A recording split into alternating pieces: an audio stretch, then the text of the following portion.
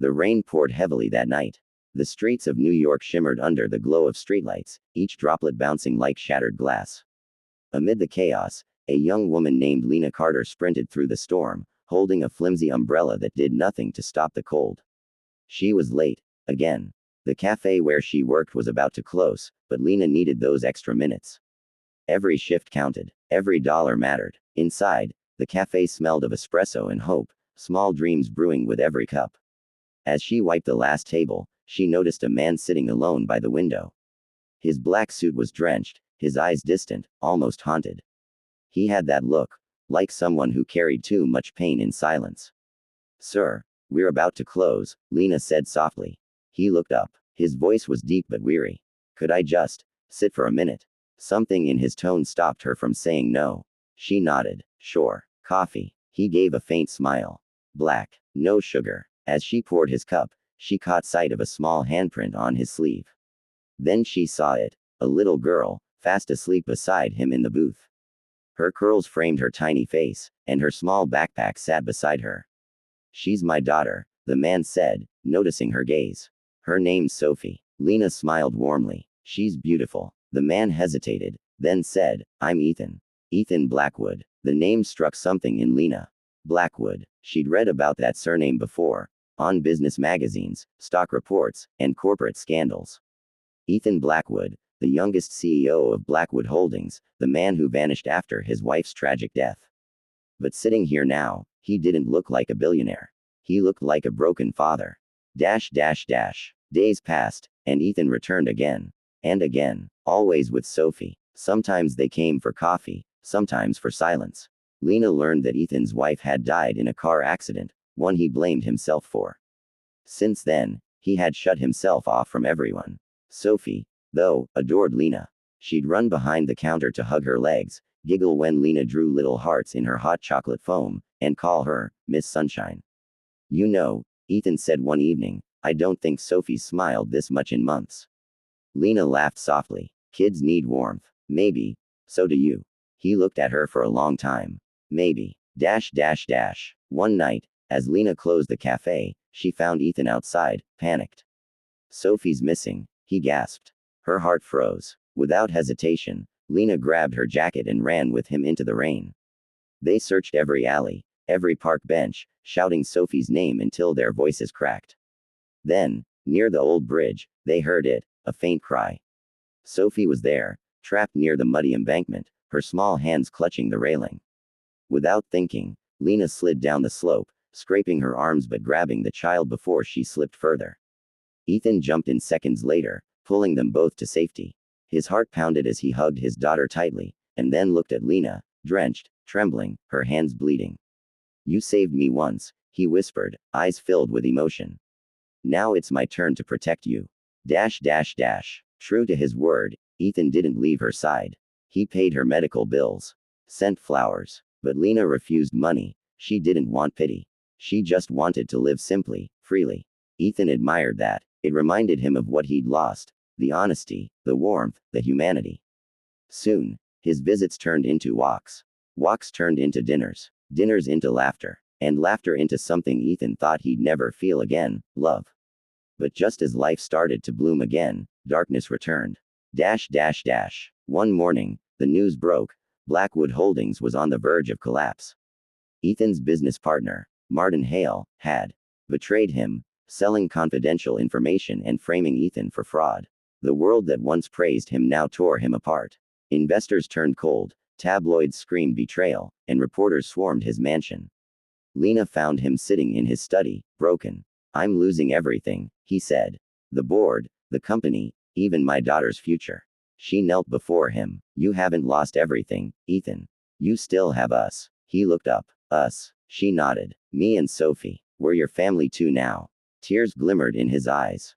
For the first time, he let himself cry, not as a CEO, but as a man who had finally found someone worth fighting for.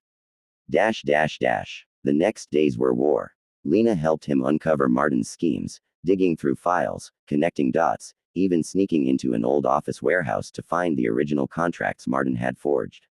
When security guards caught her, Ethan showed up just in time. "I told you I'd protect you," he said fiercely, pulling her behind him.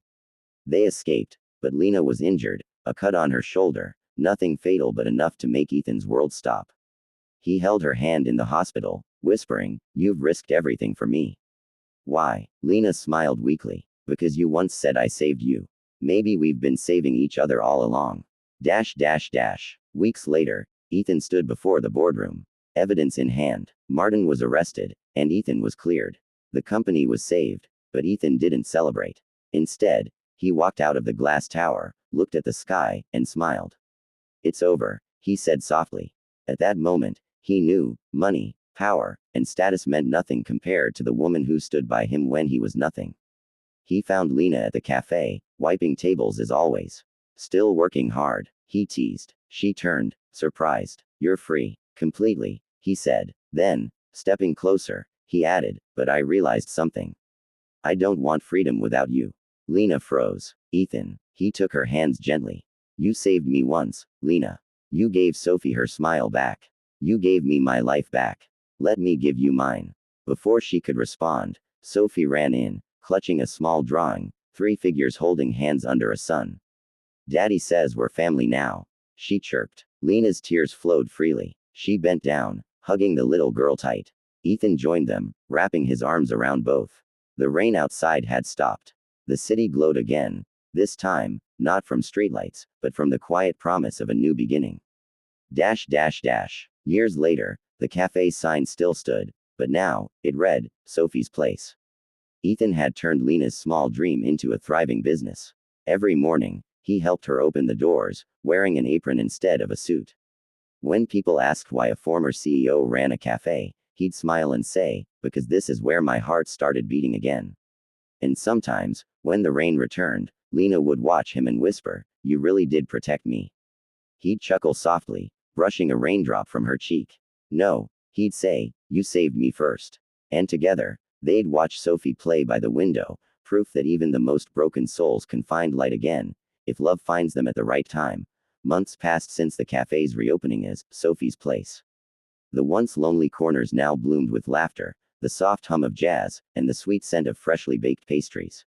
Lena managed the cafe with quiet grace, while Ethan, once feared in the corporate world, found joy wiping tables and greeting customers. He had traded power for peace, boardrooms for coffee cups. And yet, every time he saw Lena smiling across the counter, he knew it was the best decision he had ever made. But life, as always, wasn't done testing them. One cloudy afternoon, Ethan received an unexpected letter. It bore the emblem of the Blackwood Foundation, the charity organization his late wife, Amelia, had created. The board wanted to reinstate him as chairman, to restore his legacy. At first, Ethan hesitated. He had built a new life, a simpler one. But Lena, ever selfless, encouraged him. "You should go back," she said, placing a hand over his. "You deserve to rebuild what was taken from you." He frowned. "And leave all this." "Leave you." She smiled softly. "This place will always be here. We'll be here, but maybe it's time for you to finish what Amelia started." It was a conversation filled with both love and fear, love for his growth, fear of losing the peace they'd built. Weeks later, Ethan returned to the corporate world. But this time, he was different. The once cold and commanding CEO was now a man of empathy. He didn't chase profit, he chased purpose. Under his leadership, the foundation grew into a beacon of hope for single parents and children who had lost everything, just as he once had. Lena admired him from afar, proud yet quietly worried. His old world was demanding, ruthless, and filled with people who had once betrayed him. And among them, was someone waiting to strike again. Martin Hale's revenge came quietly. After serving a short sentence, he resurfaced, angrier, vengeful. He believed Ethan had ruined his life, and now he wanted retribution. One night, after closing the cafe, Lena received a call. "Miss Carter," a voice hissed, "you took him from me. Let's see how he feels losing you." Her heart dropped. The line went dead. Moments later, she saw shadows outside the window, 2 figures approaching fast. Before she could react, glass shattered. She screamed. The next thing she remembered was darkness. When Ethan arrived at the hospital, Sophie was crying in his arms. The police told him Lena had been attacked. Someone had broken into the cafe and injured her before fleeing. He froze. His heart broke in two. As he entered the room, seeing her pale against the white sheets, all the air left his chest. He took her hand, trembling. Lena, I promised I'd protect you. And I failed. She stirred, whispering weakly, you didn't fail. You came. He bowed his head, tears falling freely. I can't lose you, not again. You're the only reason I'm still standing. Her hand brushed his cheek. Then stand for me, for Sophie. Don't let this darkness win. Dash dash dash. Fueled by pain, Ethan did exactly that. He joined forces with the police, tracking every lead, every clue. Martin Hale had underestimated the man Ethan had become, the father, the protector. Within weeks, Hale was caught, and justice was served. But even after it was over, Ethan couldn't shake the fear of losing her. He visited her every day, reading her favorite books aloud, bringing Sophie to draw flowers on her bedside notepad. Slowly, Lena began to heal. Dash dash dash. One spring morning, as sunlight poured through the hospital window, she woke to find Ethan asleep by her bed, his hand still holding hers. She smiled faintly, whispering, you never left, did you? He stirred awake, smiling back. Not a chance. She chuckled softly. I guess, you really did protect me. He leaned closer. Always. Dash dash dash. When she finally returned to Sophie's place, the entire city showed up to welcome her. Customers, friends, and even the workers from the foundation lined the street with flowers.